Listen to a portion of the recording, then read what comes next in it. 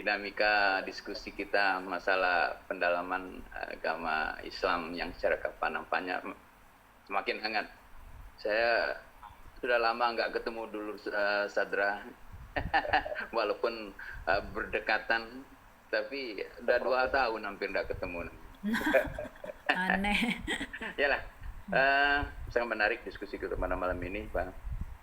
Dr. Sadra maupun juga teman sejawat saya, Mas ini Pak Ruben juga, ya, masalah pemahaman mazhab-mazhab. Gimana rasionalisasi antara 4 mazhab Maliki, ya, Hambali dan segala macam itu bisa nggak dirasionalisasikan pemahaman-pemahaman itu? Adakah nggak updating ya di dalam pengkajian Islam yang secara yang modern ini? Ini yang penting, Pak. Pemahaman-pemahaman ini saya kan katakan dangkal dalam pemahaman ini. Yang Dr. Sadra tadi akan meyakinkan mana yang akan dipahami, akan diikuti gitu kan, yang akan diyakini. Nah, dalam menuntut ilmu fardu ain dan kifayah, gimana kesetaraan gendernya? Berlaku nggak dalam Islam kesetaraan gender dalam menuntut ilmu?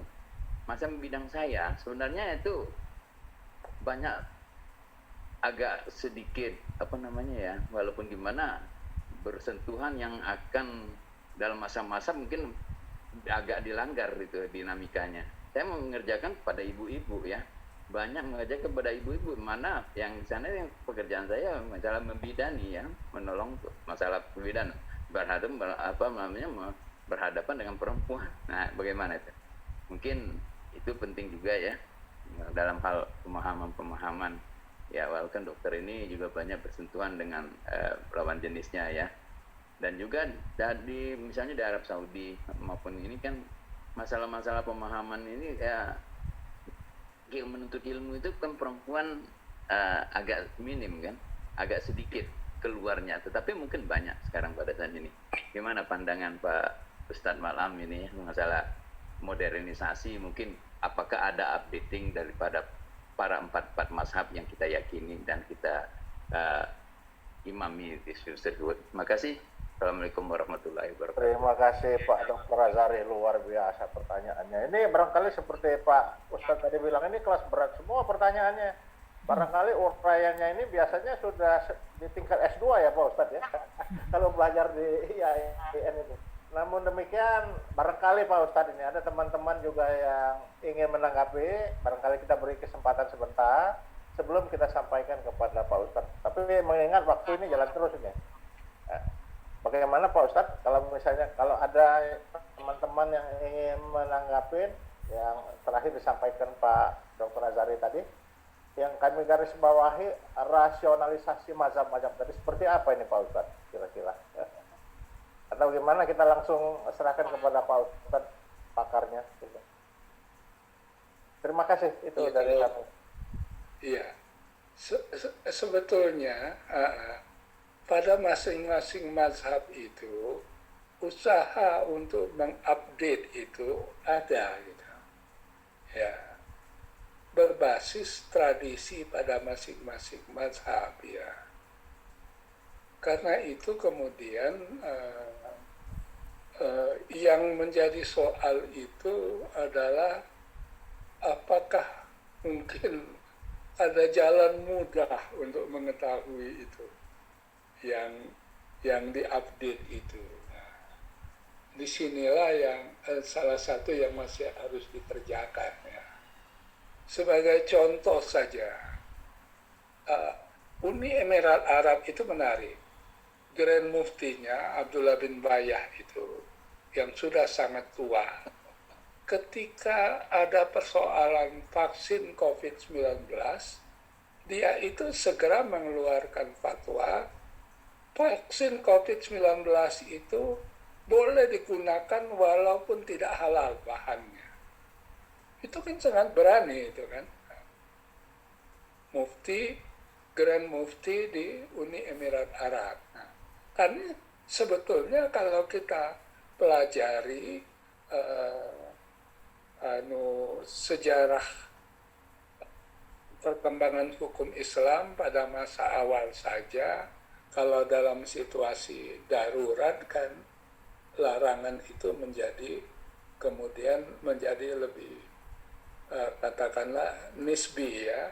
Kalau tidak ada yang dimakan dan harus memakan barang yang haram, itu menjadi boleh makan barang yang haram itu. Nah seperti itu ada di lingkungan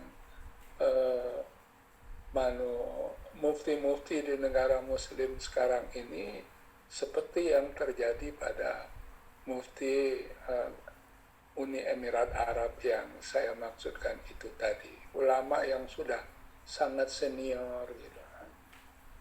Cuman lagi-lagi itu kan ada tugas lain, bagaimana agak updating yang itu bisa menjadi meluas dan diketahui oleh masyarakat muslim. Jangan belum-belum sudah dicap anti-Islam, itu kan mengakibatkan ilmu tidak berkembang gitu dengan cap-cap semacam itu gitu. Nah, mengenai perempuan dan laki-laki itu, kalau kita dalami betul ajaran Islam itu sebetulnya ada dua yang mungkin menarik untuk kita gunakan istilahnya. Untuk berperan dalam masyarakat, yang diperlukan itu adalah konsep kesetaraan gender ya, sehingga tidak ada halangan perempuan menjadi dokter, perempuan menjadi berpegang. Kalau di Indonesia itu kan jadi gubernur ada, jadi menteri malah menonjol gitu kan. Tetapi dalam hal kehidupan berumah tangga, yang diperlukan itu konsep itu didampingi dengan keserasian gender gitu. Antara suami istri itu harus serasi, dan mungkin saja berbagi kewajiban di dalam rumah. Itu bukan sesuatu yang di Indonesia terkendala untuk itu. Makin lama saya lihat makin terbuka. Jadi saya melihat keterbatasan perempuan di berbagai negara muslim itu lebih bersifat kultural, bukan lebih sebetulnya ajaran agama yang sejati. Itu yang saya kira di Indonesia kemudian kesempatan yang terbuka itu bisa digunakan oleh perempuan muslim di sini secara lebih maksimal, sehingga ada seperti itu tadi. Selalu masih ada diskusi apakah perempuan boleh menjadi hakim, masih ada sampai sekarang ini. Nah, alhamdulillah, misalnya kita baca informasinya di Saudi itu sudah semakin terbuka. Dulu ada fatwa dan kemudian sangat tragis. Ada fatwa ulama Saudi gitu ya, yang mengatakan kalau tidak ada laki-laki di rumah, perempuan tidak boleh menghidupkan AC, Pak. Tidak boleh menghidupkan AC karena itu memberi petunjuk bahwa di sana ada perempuan. Gitu. Pertanyaannya, kok tidak selalu yang jadi sasaran dipersalahkan itu perempuannya, bukan laki-lakinya. Pernah ada seorang perempuan, anak ya, kebetulan ibunya sakit, tidak ada orang lain di rumahnya, terpaksa dia membawa ibunya itu naik mobil sendiri ngantarnya ke rumah sakit dan dihukum 18 bulan karena kesalahan itu gitu. Tapi situasi yang seperti ini saya lihat sekarang jauh lebih longgar di Saudi itu. Mudah-mudahan ini pertanda bahwa negeri-negeri muslim bisa memberi peluang yang lebih luas kepada para perempuan dalam masyarakat mereka masing-masing. Ya. Indonesia dalam soal itu menurut saya termasuk yang paling maju ya. Memang Turki juga maju dalam soal peluang perempuan itu. Karena itu salah satu yang saya kepingin pergi ke Turki melihat Masjid As-Sakirin karena masjid itu dibangun dengan arsitek perempuan. Gitu. Cita rasa perempuan dalam soal pewarnaan berbasis tradisi Turki, saya kepingin melihatnya itu. Tetapi peran perempuan yang paling luas, paling menonjol di dunia sekarang ini memang Indonesia. Itu harus diakui.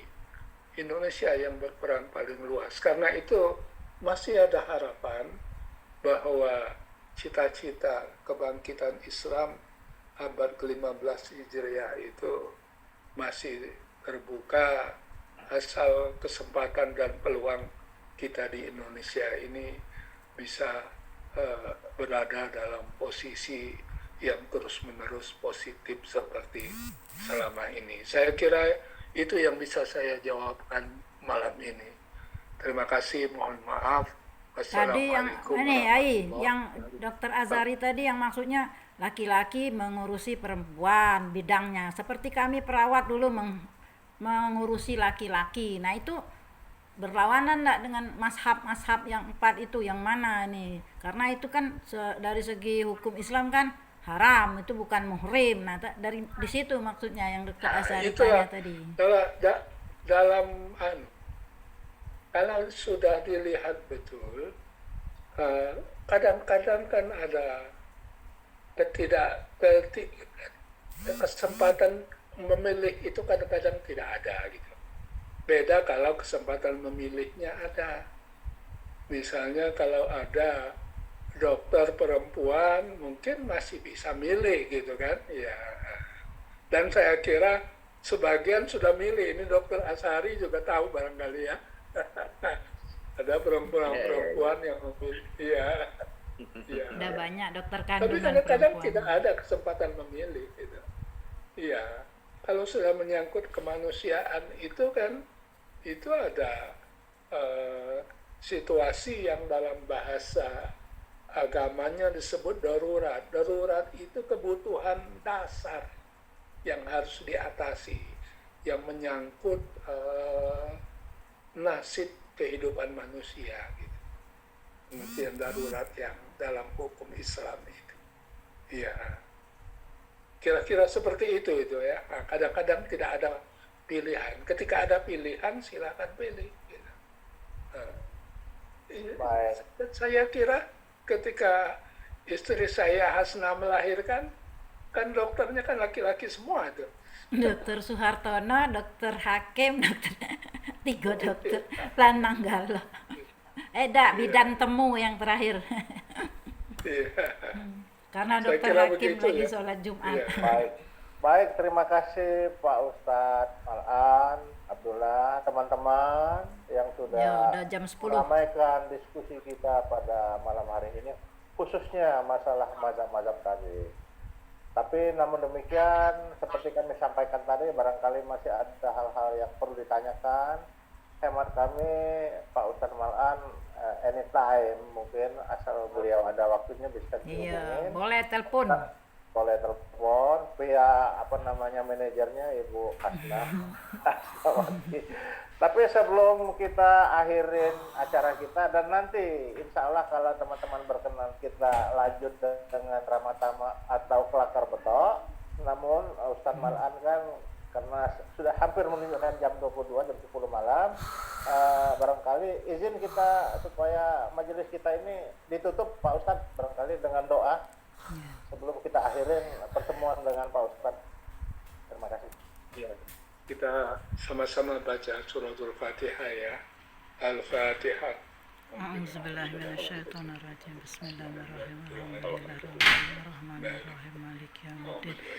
Iyyaka na'budu wa iyyaka nasta'in. Ihdinas siratal mustaqim. Siratal ladzina أعوذ بالله من الشيطان الرجيم بسم الله الرحمن الرحيم الحمد لله رب العالمين اللهم صل على سيدنا محمد وعلى آل سيدنا محمد بعدد كل داء ودواء اللهم إنا نسألك العفو والعافية والمعافاة الدائمة في الدين والدنيا والآخرة اللهم أعنا على ذكرك وشكرك وحسن عبادتك يا مقلب القلوب ثبت قلوبنا على دينك وطاعتك اللهم يا محول الأحوال حول أحوالنا إلى سن الأحوال بحولك وقوتك يا عزيز يا متعال ربنا هب لنا من أزواجنا وذرياتنا قرة أعين واجعلنا للمتقين إماما ربنا آتنا في الدنيا حسنة وفي الآخرة حسنة وقنا عذاب النار والحمد لله رب العالمين.